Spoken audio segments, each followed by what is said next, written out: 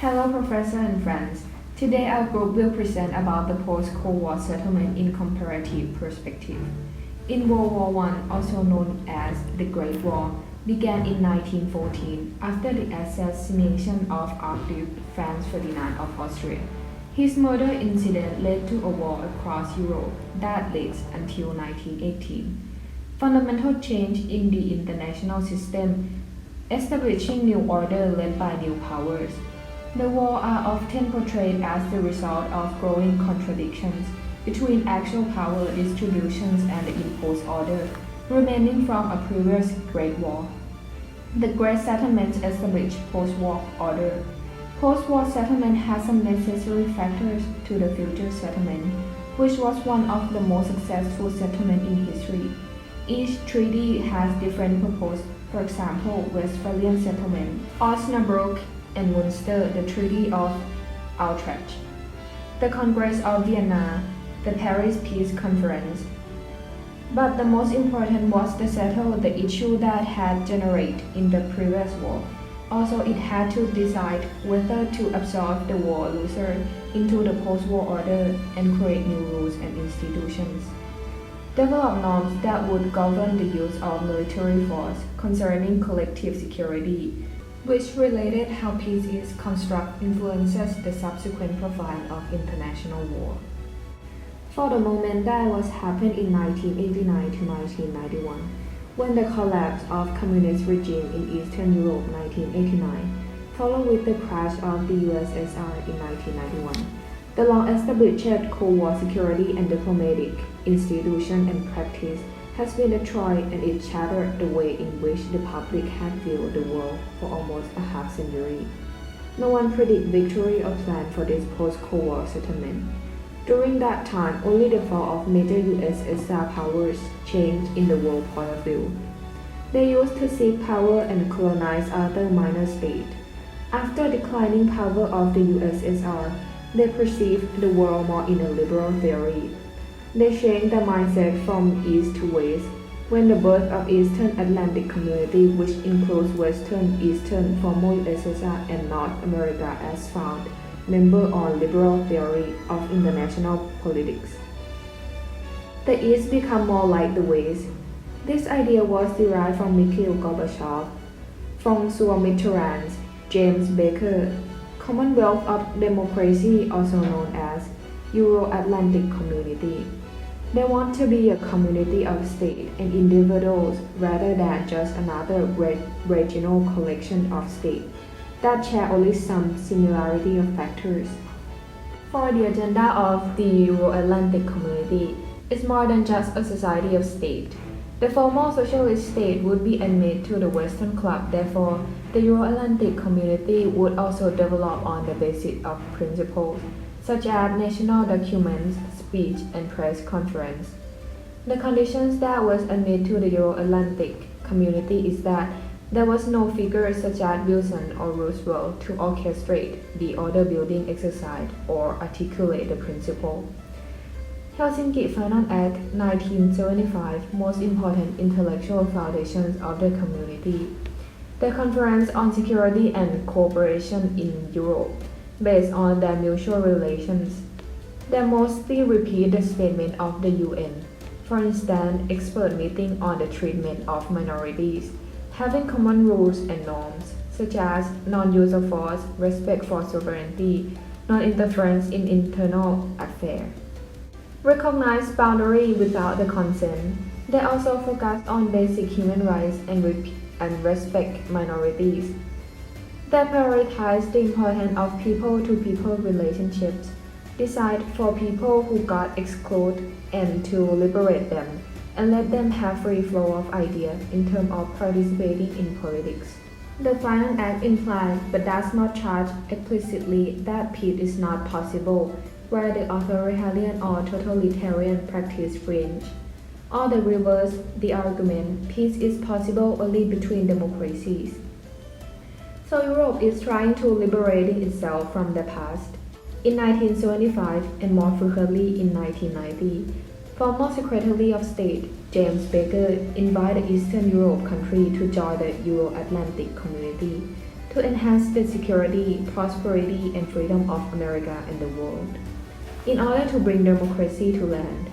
However, there are some misguided policies from the idea of democratic, such as the practice of security policy will neither gain acceptance nor support from the West. IMF and European Bank for Reconstruction will provide a special assistance for the great transformation of East. These states such as Poland, the Czech Republic, Slovakia, Hungary wish to join the community. They would have to harmonize their political and economic institutions with the EU member. It's not only political and economy, but the idea of free market concept are included as well. Respect for human and minority rights, use of force in mutual relation, avoid threat and the use of force in mutual relation contact among individuals. The consensus of the principle of democracy. Moreover, the European Union will constantly send observers to the East to check if there is a chance. After joining the Euro-Atlantic community, for example, in the area election or when the IMF that will focus on economic reform in socialist or communist community. Peace settlement in the past, the defeat can choose whether to accept the given term by the one in victor, or they would rather be in the continuous war. In the present case, the sanction means the withdrawing of diplomatic recognition and financial aid, so it is more like a promise. The settlement may have greater legitimacy because of its popularity and most peaceful revolution. It was during 1989 to 1991. They started embracing the liberal ideas and focusing on promise rather than the cause. Western economic institutions hold a huge authority, which led the emergence of the democratic resistance in Russia against the liberal economic orthodox. The differences between the settlement is the fact that it is not primarily fundamental about power, but on the idea as well. In the past, the settlements were based on power rearrangement relations, which mostly led to the resentment. One of the examples are post-war 1989 settlement, which bring liberal political philosophy into the political practices, then using in the domestic politics, which later expand it into international regime. There was the ideas of liberal international ethos, in which a state cannot seek the expense of another nation's states. So winning a war does not entitle anything to the victor. A significant time of this pattern is the fall of communist ideologies and practices going bankrupt, which in the past these ideas were the foundations of the communist state's foreign policies. Due to the collapse, it was a significant time to provide them with aids and support, not punishment. This shows how much the settlement during that time has weakened, hindering some of the Westphalia principles in terms of sovereignty. The main characteristics of diplomacy in the Euro-Atlantic area are the expectation of non-violent resolution of conflicts. Therefore, the declining security dilemmas shared norms of democracy and free market. Moreover, they also increases the levels of governance through regional institutions and the predominant concern for welfare rather than security issues. These changes are usually materialistic, emphasizing technology and economics, while downgrading or ignoring the liberal consensus that has emerged throughout Europe. These analysts ignore the unique properties of a community of states, importance of ideology, and the fundamental changes in the character of international relationships noted by optimistic analysts. Members share political philosophies and institutions, common commercial practices, culture, scientific, and athletic ties. So democracies have quarrels, but they do not war against one another. Realizing community goals and some contradictions. One significant difficulty facing the Euro-Atlantic community is the contradiction between democracy and the capitalism concept of laissez-faire of capitalism. Russia is on a downward slope because they need to change their market economics. For the case study, almost 50% of Russian citizens' lives were below the poverty line. Crime rates are rising, breakdown of welfare safety, health and education rates are declining. Western governments are also facing their own economic problems, so they cannot aid others in the system. The contradiction derives from the principle of national self-determination and another of Wilson's criteria for creating a peaceful world. The UN has taken position to help the third world countries in the 1960s that faced the economic crisis.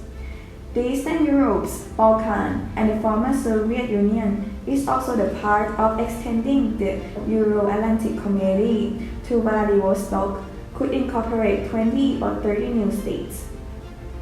Such as the explosion of statehood need not compromise the idea of community based on common political practices and shared political institutions. Self-determination and peace that is not based on ethnicity must become norms of international relations. And since the 1945, most wars in the world have originated as internal rebellions rather than state-to-state conflicts. So while in between 1989 to 1991, the Euro-Atlantic community goals were done collectively, one step at a time. It was also based on the intellectual consensus, so the community received support from most of the government, including post-socialist states.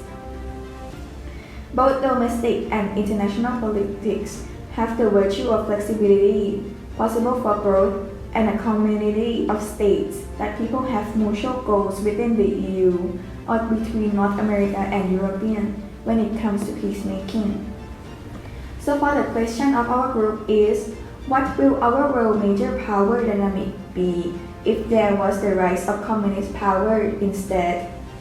And thank you for listening to our presentation. If you have any more questions or suggestions, you can comment below.